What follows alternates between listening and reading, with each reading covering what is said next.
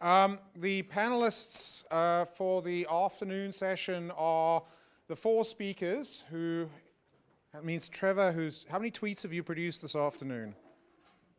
Just from your quotes? Yeah, well, let's not go there. The original four speakers, and we got three special guests. We've got Dr. Dan Holland from the Northwest Fisheries Science Center, a hopefully less provocative or perhaps more provocative economist. Where are the rest of my special guests? Trevor Branch, an assistant professor here in SAFS, and Dave Witherell, who is the deputy director of the North Pacific Fishery Management Council. My official holder of the mic is John Hendershot. What I'd like to do to get the session started, I'm sure you got lots of questions, but with the idea that the focus of this symposium is on the Magnuson-Stevens Act itself. I asked each of the speakers to put up a summary slide, and they actually did follow instructions. I was really surprised and impressed.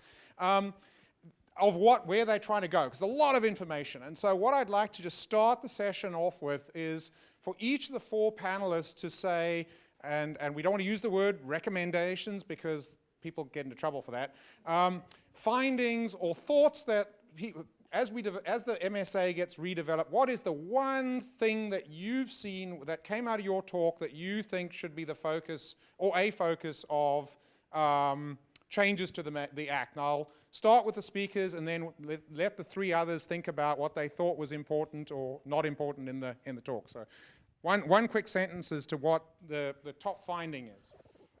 Yep. Geez, let me catch my breath. I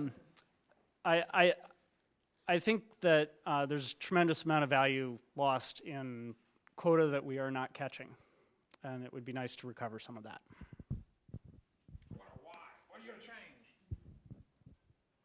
Mixed stock exemption is where you want to go, right? Not the mixed stock exemption because because it shouldn't be an exception. It should be the norm. Okay, the mixed stock norm. I will pick up exactly on that. Is really having Congress detail what they mean by optimum yield for fisheries.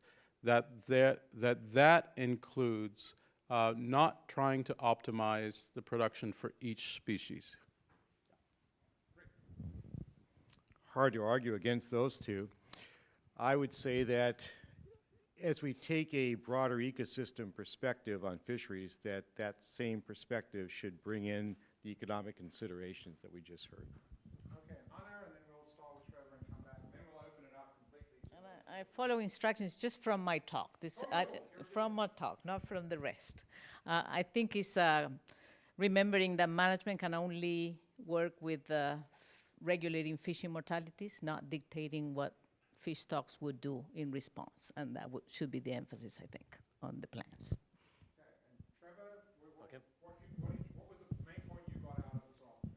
I think the thing that really struck me was the disconnect when you have rebuilding targets that are fixed, and all the strange quirks that can arise where you think you're fine for 4 years and then you have to cut fishing to 0 for 3 years to rebuild by the target, and how just redoing a stock assessment, revising it, can lead to such dramatic changes in catches. Like, surely there's a better way of managing rebuilding so that you don't have catches that are at high levels, then go to 0, then rebuild. Surely we can do better than that. So I would say a focus on that. Who's next? Danny? Yeah.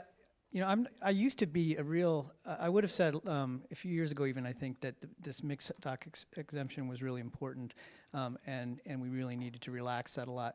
I'm not as sure anymore. I mean, I look at those, at the tables you put up, and I look at what's happening on the Pacific coast, and what are called choke stocks are not really choke stocks in the sense that those catches are not being caught at all.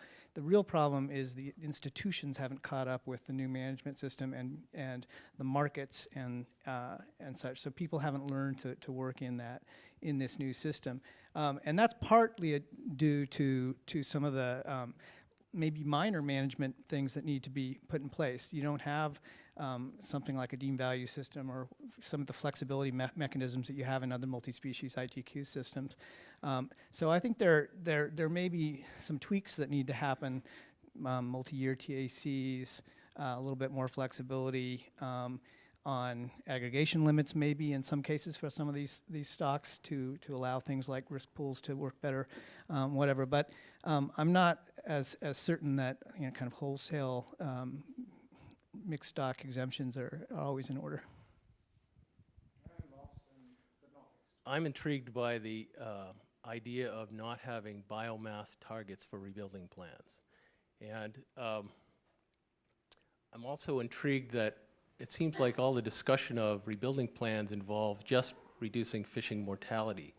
But having a biomass threshold that triggers an evaluation of all aspects of your fisheries, and that may include habitat protections in addition to reducing mortality, are also important. So I think there needs to be at least some biomass target that triggers action by the councils to do what they need to do or can do to affect rebuilding of the stocks.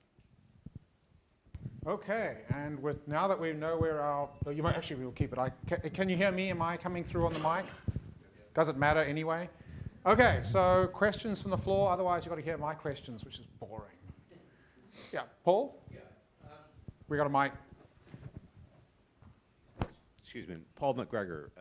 I'm with the Etsy Processors Association. The thing that strikes me in most of those presentations is the lack of attention to the constraining effect of bycatch limits, PSC limits of certain species that shut down large-scale other fisheries, and maybe very good reasons for that.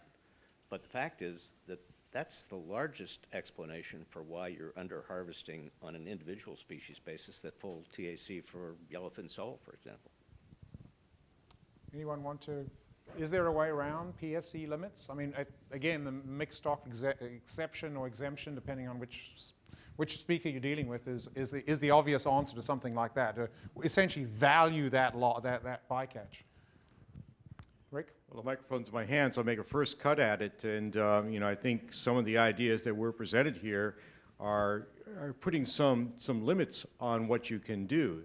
I think Steve's presentation on trying to achieve greater separation between the fisheries so you actually can target the efforts on some species and avoid the others better. So that's a technological approach to the problem. The information sharing also, which is part of what you're already trying to do to reduce those problems. Bringing in something like the mixed stock considerations in order to allow limited degrees of higher levels of harvest, I'll call it only that, for some species only gets you so far. And so, I think that take a mixed approach in order to get those situations more in line. But the reality is, if they're caught together, then there's limits to what you can do in order to minimize the impact. Yeah, Steve, and then we'll take another question. Yeah, I guess I'd quickly say that one of the things we're trying to do is build incentives for optimizing multi-species catch, including avoiding choke stocks or stocks with low allocation. So if we effectively incentivize that and fishermen actively avoid some stocks, we shouldn't then take the result that they didn't catch their allocation as, look, they're not choke stocks at all because they didn't even catch that, as Dan, I think, suggested, or that some inference that there's less stock out there even than we thought. If we are incentivizing bycatch avoidance, we should expect that the fleet is not catching their choke stock allocation. Okay, there was a question up there. I want to keep the discussion going. Who, yeah, yeah. This is Ann Holloway, and I really like Steve's talk, but when Chris started talking, I got pretty nervous. The idea that the new normal will be that the weak stock and the mixed stock fishery now is managed at or the limit for the the catch will now be 1/2 BMSY, which is typically where we declare the stock overfished. Seems to me like we're taking an enormous trip back to the 1970s, and I'm wondering, where did you come up with that idea, and why is that defensible at all, given the history we've had with trying to be away from that point for 25 years? Go and go. Okay. I think, Chris, this was directed to you. I love all your comments at the SSC. So partly this is an effort to drum up some discussion, but here's where this came up, is that is in the mixed dock exception. And I think what's different about the way this is being talked about here relative to where we were in the 1970s is that we're talking about separating out sort of target and non-target species. And the problem in New England was they were doing that with their bread and butter species. And now the effort is, let's think about species that don't matter as much to either the economics or the ecosystem, and allow some flexibility to capture some of the other more valuable species. So you're saying we're now going to treat a value based on economics rather than the value of the species as a natural resource? Keep going. It's going to be I think that it should be an element of it, because I think that's what optimum yield means. I think the question is, and maybe this is where Steve's going to come in, is how low can you pull yellow eye rockfish down and not care? I guess Steve. the way I would approach it is long-term objective setting. And I completely agree that something like yellowtail flounder, which I started with my first slide, was one of the principal New England groundfish, should not be considered a choke stock. If we're trying to optimize the multi-species yield from New England groundfish, we shouldn't be trying to avoid yellowtail flounder forever. So I think short-term constraints, which yellowtail flounder is right now, should be treated differently than the long-term objectives.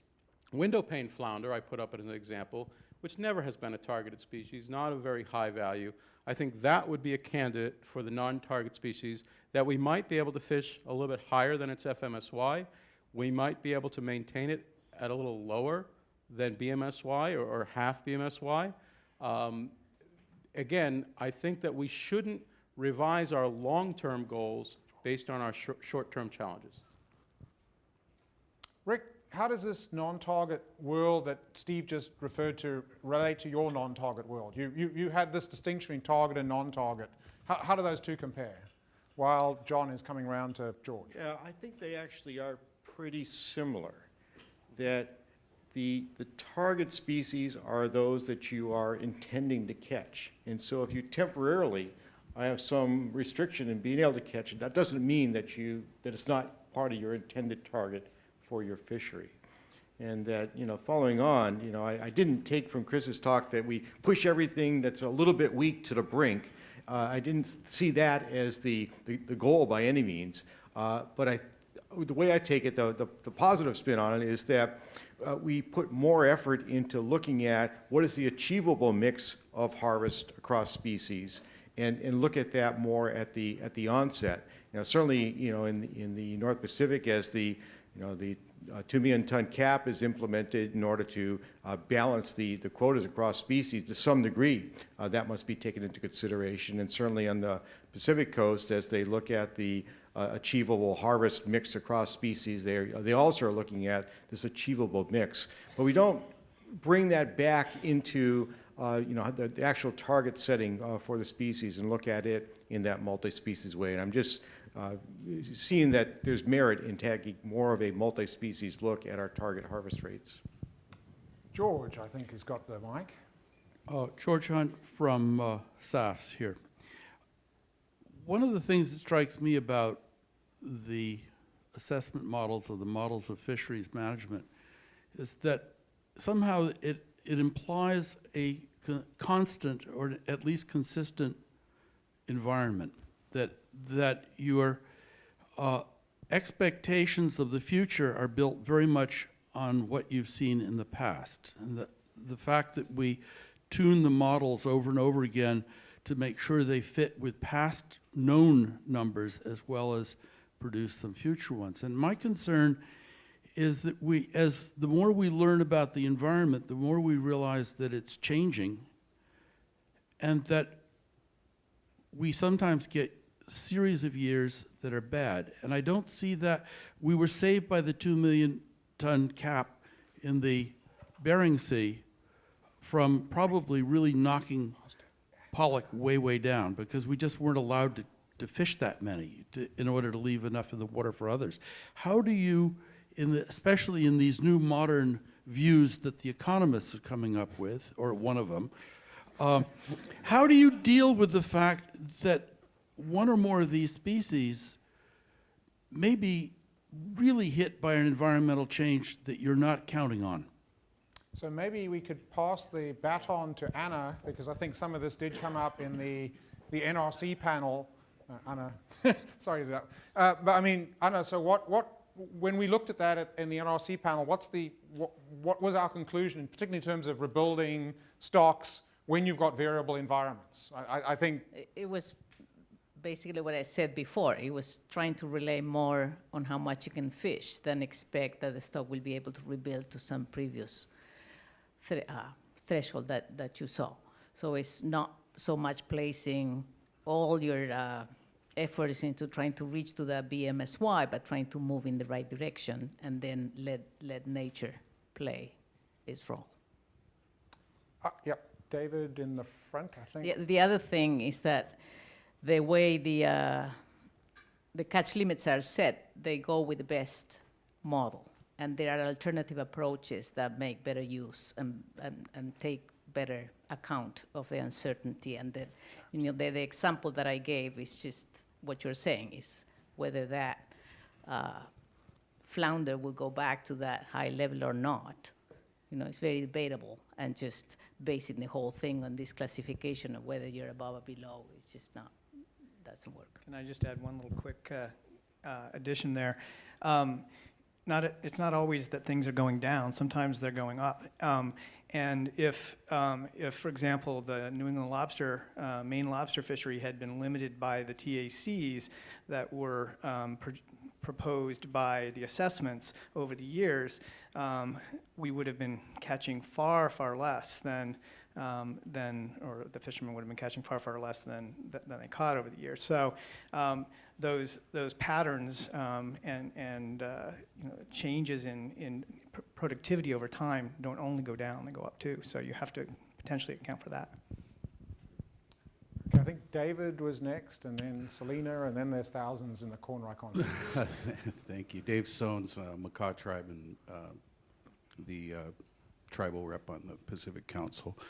And my question's based around, because I am on the North Coast and I am a fisherman and have been a fisheries manager for a long time, I don't know that we really, and I think it's really important under MSA and ecosystem management to get a better handle on the stock relationships or stock recruitment relationships of our northern species and what those contributions are to us in our southern areas. We've just gone through this with rough-eye rockfish and looking at splitting it out of a stock complex where, it's a strong stock in the north. It contributes very little in the south, but we're looking at it as we're overfishing it. When you look at the stock on a broader base, that's not the concern. And under this MSA, I don't see much talk about looking at our northern neighbors or our southern neighbors. Sardines is the same situation down south, that we start considering evaluating our stocks together.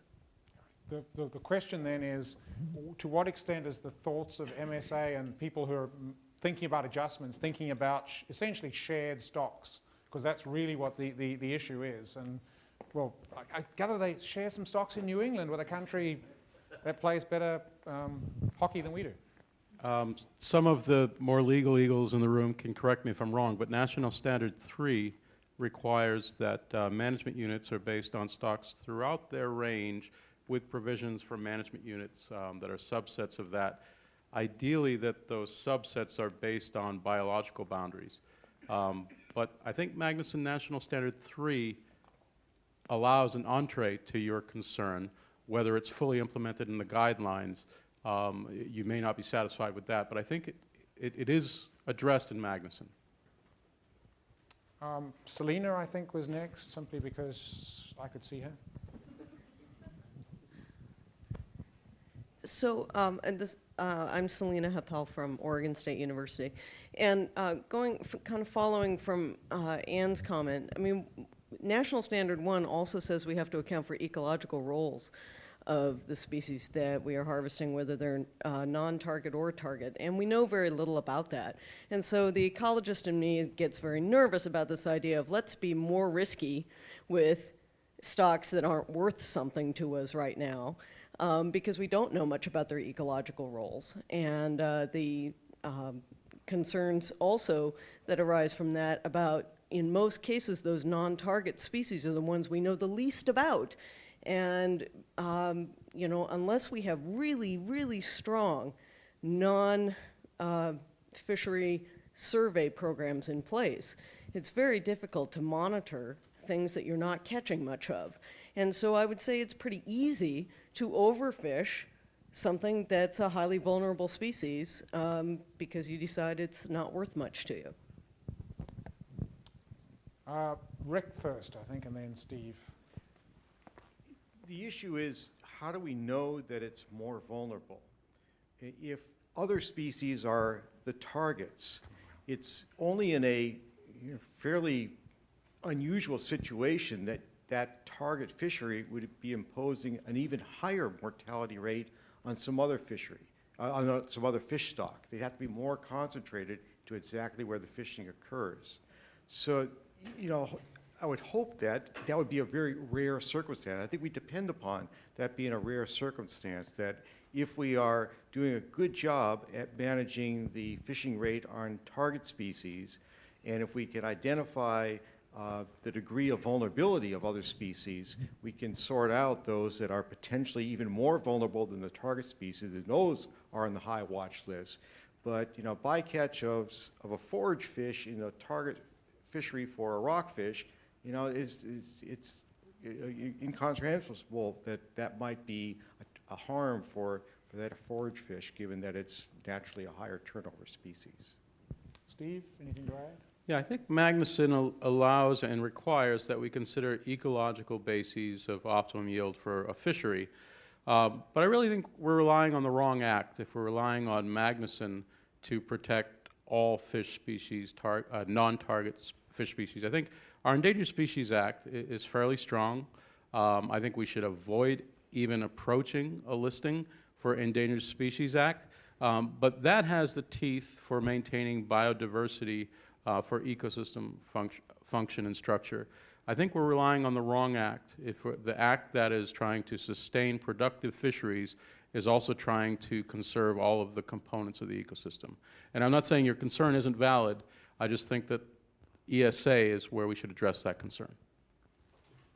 Wow, introduce ESA. Yeah. I'm not going to go there. So I'm John Stein. Just to follow on Selena's comments and Anne's and others, and this whole idea, in that it is going to require more data. And it is really going to require, to follow sort of on Steve's comment here, genetic stock structure information. We do not have enough. If what we have learned from the salmon world is that if you don't get that right, you can drive a very important life history component right into the ground. And so you bet that you're going to have a huge amount of genetic stock structure information to do this with low risk. So Trevor. Well, I think you're absolutely right, and I think a lot of managing these species comes down to, do we have enough data, and do we have enough money to pay enough people to collect those data? And from what I've heard from these talks, that's one concern is stock structure. Another concern is simply stock assessments. Like, how are we going to find enough people to do enough stock assessments, frequently enough, when we're not putting more money into those programs? So I think that's another issue. Frank? Hi, Frank Lockhart. I'm the groundfish program manager out in the newly reorganized West Coast region. And so I guess it's a question for Steve and Chris. You guys both pointed out that you need to change the Magnuson Act, and that seems to assume that the science for kind of trying to access these underutilized species is there. And I guess my question is that what you're saying, that we're ready to go, that you already know kind of how you would do that? I mean, you hinted at it a little bit with the ESA. As long as we don't approach the ESA, we can fish everything down. But so I guess I'm trying to figure out how would we actually be able to implement that? Yeah, I'll take the first shot at that. I actually see it a little bit differently. I think with our requirement for annual catch limits, we have increased the demands of stock assessment and projected catch. And so that we should invest that scientific capability for our target stocks. I think, at least in our region, we do have the information to monitor the non-target stocks so that we're not depleting them to the point where we're concerned about their ecological roles. So I think in our region, we have it. I think someone said earlier we need fishery independent data. I completely agree for that reason, but I think it actually reduces our scientific throughput requirements if we do triage things into the stocks that need annual catch limits and the scientific support, and those that don't need such frequent stock assessments or fully expansive catch projections. I think Steve's suggestion on sort of the nuts and bolts of how to implement this is really reasonable. I think what I would argue is that the sort of the change that we'd look for in the law now would be one that would build a facility that could be used when the science is in place. Okay, it's almost 5:20. I'm going to give the last word to Dave Fluharty. I think we're all filled with energy, which means that we need liquid refreshment to get that down. So, Dave, you have the floor. No one more than me. I think that I'm just curious. There seems to be an assumption that if we catch all these fish that are under harvested now, so-called, we have markets for them. And we're assuming that we're not going to destabilize markets that exist. And based on some of the work that I've seen, I don't think that's a realistic assumption. I'd like to, I think we might be over-promising or overestimating the benefits of such a program. I'd like maybe folks could comment on that. Thank you. Actually, that might be a good place to stop because this could be a long conversation. Just when the economists get to... Yeah, well... I'd like to get Dan's answer. Okay, Dan gets the final word. Here we go. Actually, I get the final word, but anyway. Dan. You're absolutely right. An economist and succinct. But over time, those markets could probably be built up somewhat. But then again, you're also competing with tilapia that's getting cheaper, by the year. So I think it is unrealistic to assume that you can catch all that. But there's probably a number of fisheries where we could be catching a lot more by some tweaks of the management system or maybe some major changes. Okay, it's now 5:20. Can you all join me and thank both the speakers from today's session and the extra panelists for a wonderful session?